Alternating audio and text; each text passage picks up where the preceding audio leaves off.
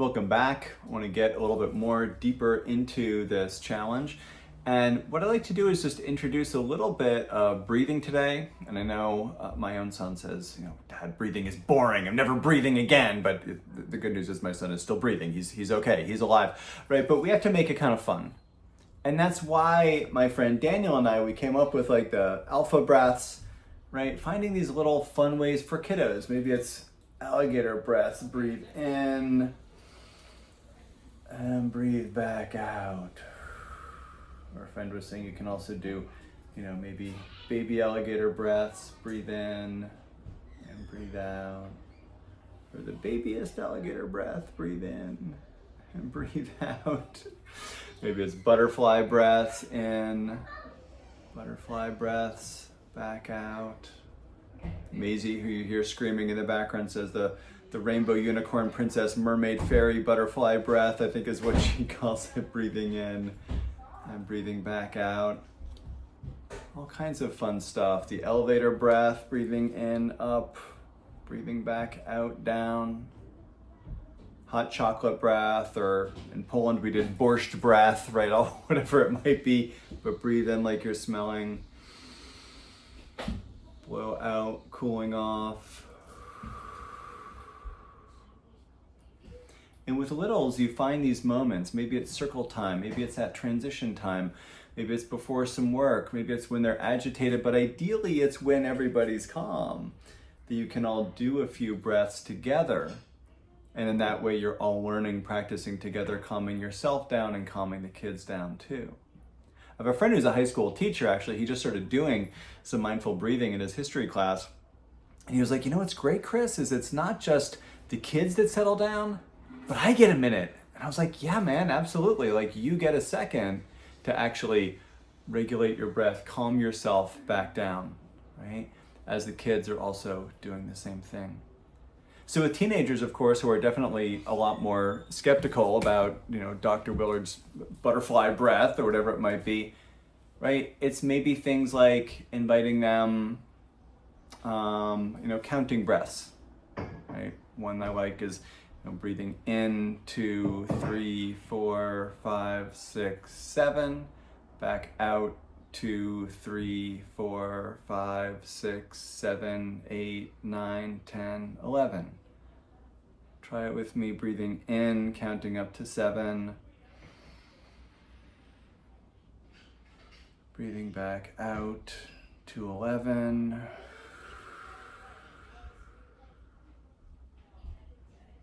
In up to 7. Back out to 11.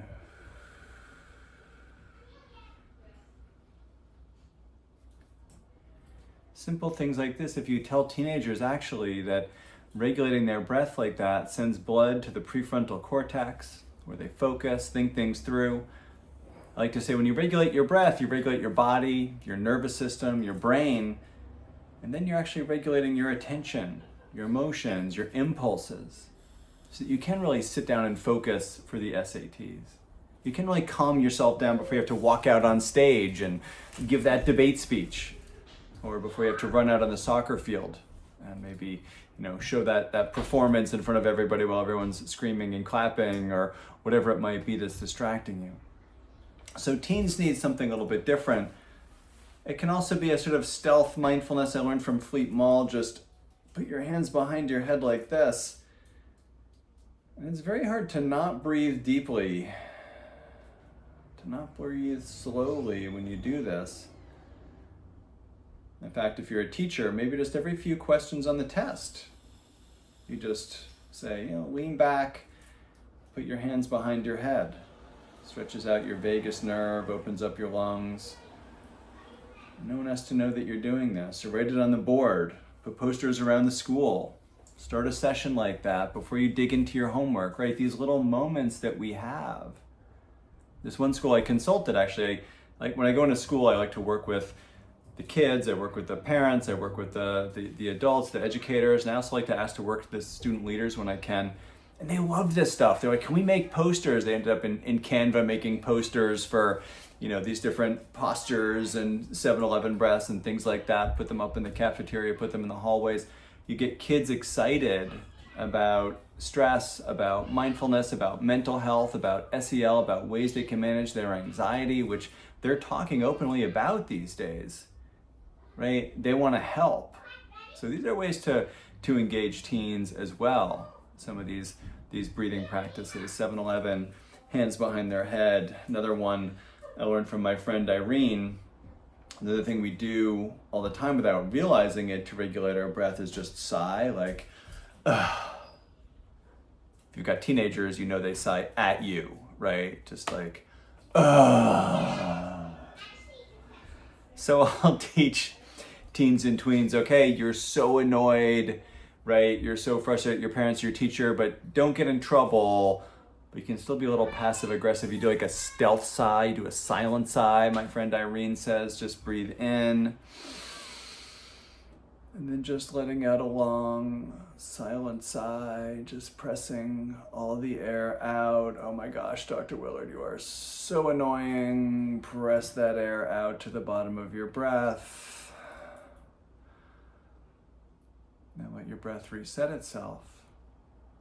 Right? We really hit the reset button on our nervous system so that we can focus, we can manage our emotions, we can manage our impulses, we can not get distracted.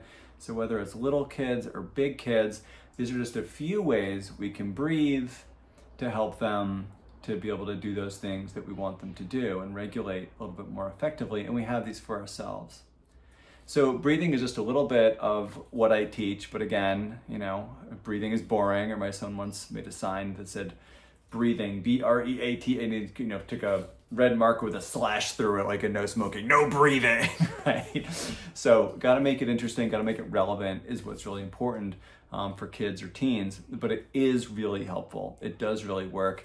I know in my class we do dozens and dozens of variations on these breathing practices. They're also on my Instagram and other places like that I share from time to time. So hope it's been helpful, and look forward to hearing your thoughts on what works and what doesn't work.